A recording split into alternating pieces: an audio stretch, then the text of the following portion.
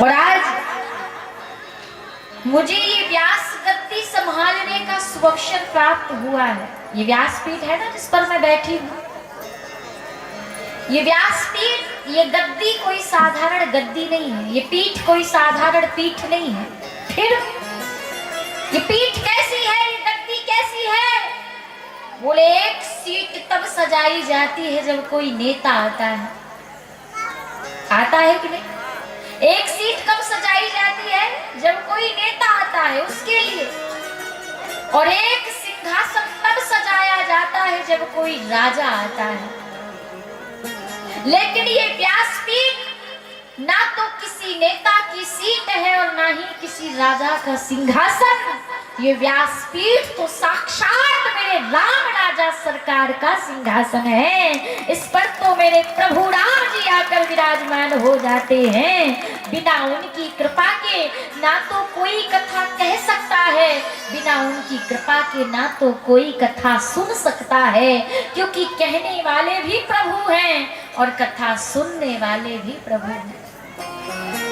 हम तो एक वंशी हैं। क्या है? वंशी। और ठाकुर जी इस वंशी में जैसा स्वर भर देते हैं, ये वंशी वैसी ही बजने लगती है।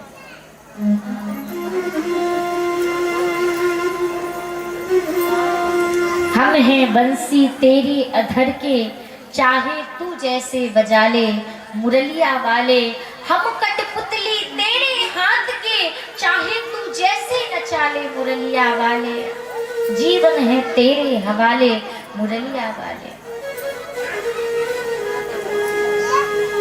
आज हमें राम कथा सुनने का ये सौभाग्य प्राप्त हुआ। ये कथा कोई साधारण कथा नहीं है प्यारे,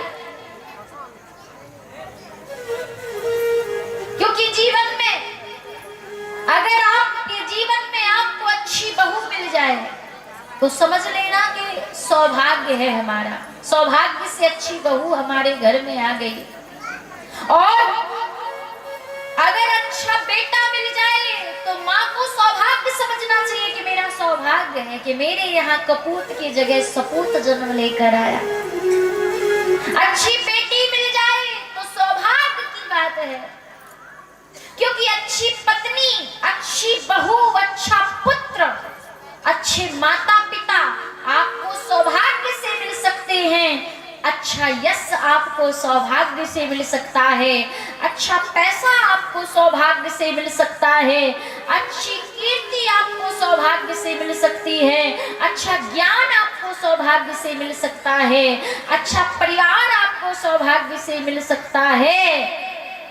लेकिन भगवान की कथा सौभाग्य से नहीं बल्कि भगवान की कृपा से मिलती है प्यारे। परमात्मा की कृपा से मिलती है। जब तक भगवान की कृपा होने वाली नहीं है तब तक आपके कानों में एक शब्द भी भगवान के नाम का नहीं पहुंचने वाला। अच्छा, इस अलारगो की वोटिंग कितनी है? जनसंख्या इतनी ही है जितने यहाँ बैठे हैं। कितनी है? कितनी है भैया इस अलारगो की वोटिंग? 1900। और बैठे कितने हैं यहाँ पर? अच्छा, जितने बैठे हैं ये साधारण नहीं बैठे हैं, और जो अपने घर में चादर ओढ़कर बढ़िया एसी में सो रहे हैं,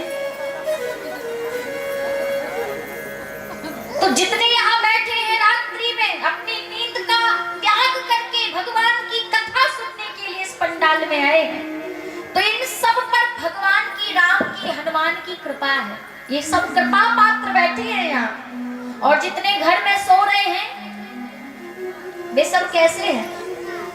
पूर्व जन्म के पाप से हरि चर्चा न सुहाए, और के ऊँगे के लड़ मरे, के उठ के भग जाए। ये पूर्व जन्म के पाप है जो व्यक्ति को कथा नहीं सुनने देते, क्योंकि पाप की तो इतनी सामर्थ्य है नहीं कि जो कथा पंडाल तक आ पाए। हाँ, पाप की कहाँ इतनी सामर्थ्य, कहाँ इतनी औकात कि कथा पंडाल तक आ पाए। पापी व्यक्ति तो वहां दूर से ही हाथ जोड़कर खड़ा रहता है। उसकी इतनी शक्ति नहीं है कि वो कथा पंडाल तक आ पाए, क्योंकि उसके पाप इतने अधिक बढ़ चुके हैं कि वो पाप कथा पंडाल तक उसे आने ही नहीं देते।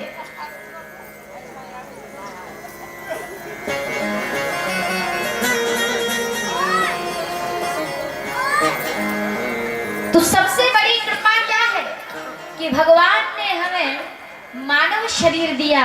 गोस्वामी तुलसीदास जी महाराज श्री रामचरितमानस में वर्णन करते हैं कि मनुष्य शरीर, यहाँ जितने भी मनुष्य बैठे हैं ये सब कैसे हैं।